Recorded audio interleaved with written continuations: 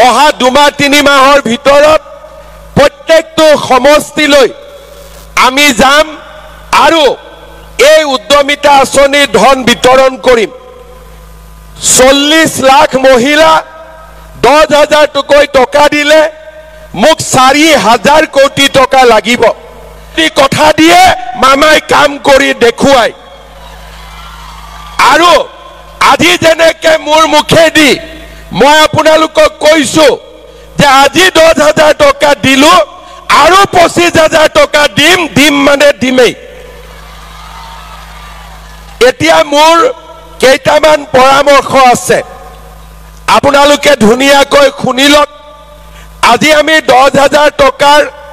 এখন চেক পাম তাৰ পিছত এই টকাটো আমি কেনেকৈ খৰচ কৰিম তিনিটা নিয়মত আমি এই টকাখিনি খৰচ কৰিব পাৰো 10 গৰাকীৰ গ্ৰুপ আছে যদি 10,000 টকা সকলো মহিলাই গ্ৰুপৰ একাউণ্টত দিয়ে গ্ৰুপত বিজনেছ কৰে বা ব্যৱসায় কৰে টকাটোৰ সৎ ব্যৱহাৰ হ'ব কোনোবাই ক'ব নহয় আমি গ্ৰুপত নিদিও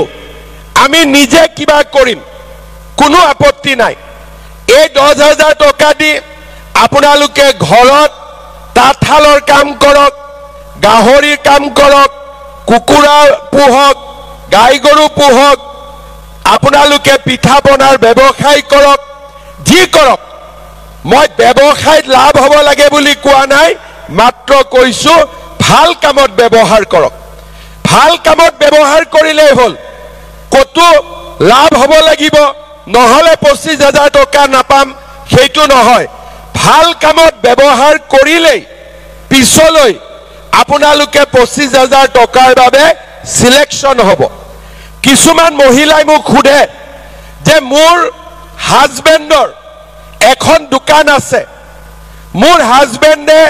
সৰু খুৰা ব্যৱসায় কৰে তাতে মই টকাটো দিব পাৰিম নে নাই মোৰ তাতো আপত্তি নাই ঘৰৰ যদি কিবা ব্যৱসায় আছে সেই ব্যৱসায়ৰ কামত আমি যদি 10,000 টকাটো লগাই দিও তেতিয়াও আমাৰ আপত্তি নাই তাৰ মানে গ্ৰুপত দিব পাৰো নিজে ব্যৱসায় কৰিব পাৰো নহলে আমাৰ স্বামীৰ ব্যৱসায়টো আমি এই টকাটো ব্যৱহাৰ কৰিব পাৰো তাৰ মানে মাত্ৰ ভাল কামত টকাটো ব্যৱহাৰ কৰিলেই আপোনালোকে ভৱিষ্যতে 25,000 টকা আৰু পৰৱৰ্তী সময়ত আপোনালোকে 50,000 টকা লাভ কৰিবলৈ সক্ষম হ'ব আমাৰ এছআৰএলএমৰ পৰা আৰু এনইউআৰএলএমৰ ফালৰ পৰা আপোনালোকক 3 দিনৰ প্ৰশিক্ষণ দিয়াৰো ব্যৱস্থা কৰিব গাঁৱতে আপোনালোকক নিজৰ গাঁৱতে প্ৰশিক্ষণ দিব আৰু আপোনালোকে সুন্দৰ কৰি এই টকাখিনি ব্যৱহাৰ কৰিব শ্ৰদ্ধাৰ ৰাইজ আপোনালোকৰ মনত আছে 2021 চনৰ ইলেকশ্যনৰ সময়ত আমি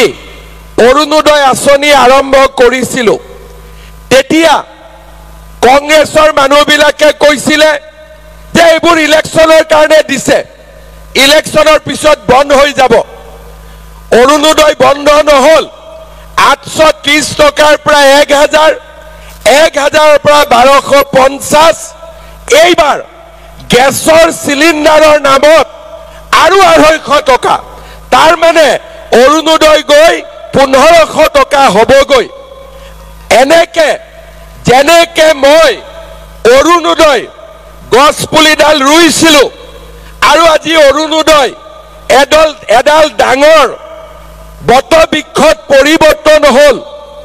আজি অৰুণোদয় 36 লাখ মহিলাই লাভ কৰিব 17 ছেপ্টেম্বৰৰ পৰা তেনেকৈ আজি আমি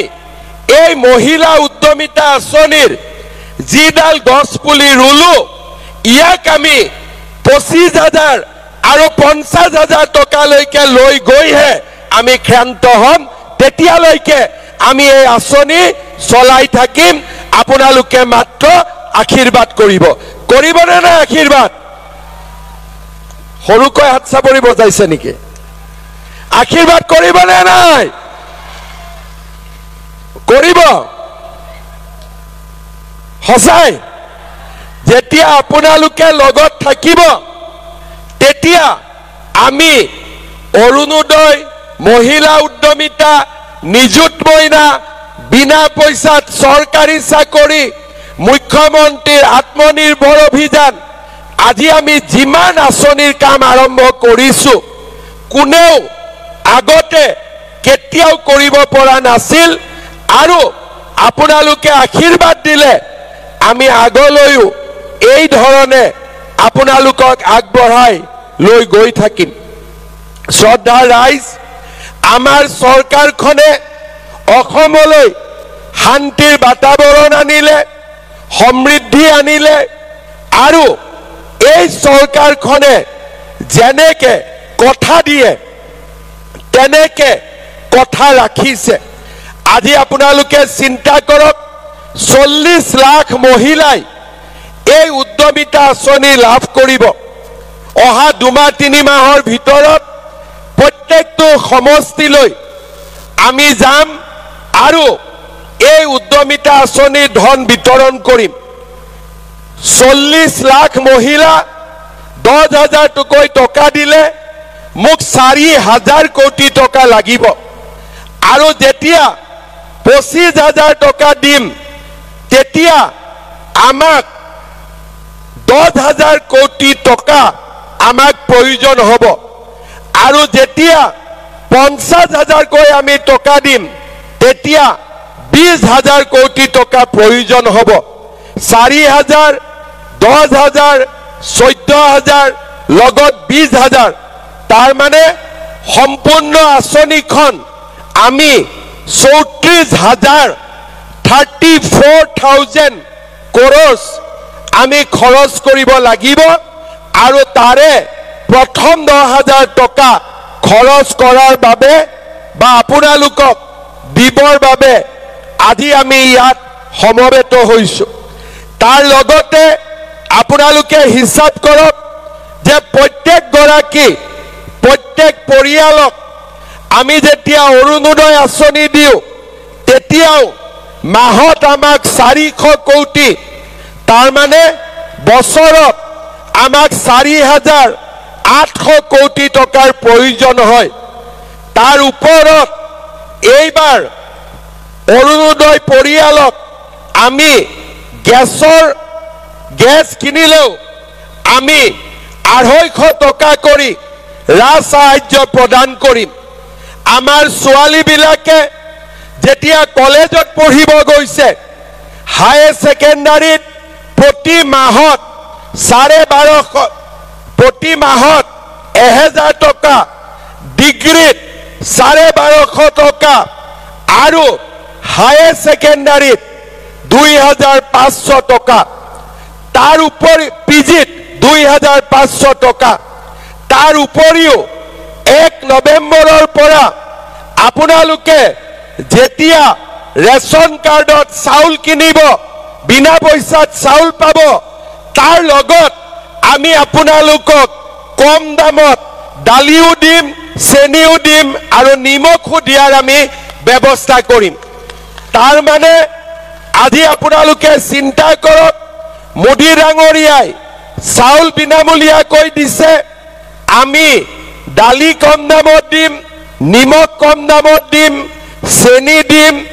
অৰুণোদয় দিছো মহিলা উদ্যমিতা ছোৱালীক পঢ়িবৰ কাৰণে ছোৱালীৰ পঢ়াৰ দায়িত্ব গেছৰ খৰচ আৰু অহা দিনবিলাকত আমি আপোনালোকৰ কষ্টবিলাক আৰু যাতে কমি গৈ থাকে তাৰ বাবে আমি চেষ্টা কৰি গৈ থাকিম আগতেও চৰকাৰ আছিলে অসমত কোনো চৰকাৰৰ দিনত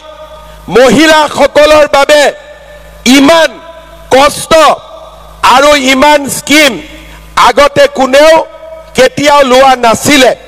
মই পুনৰ এবাৰ আপোনালোকক ধন্যবাদ জনাইছো আৰু এটা কথাই কম যে আপোনালোকে আমাক আশীৰ্বাদ দিব আমি যাতে অনাগত দিনতো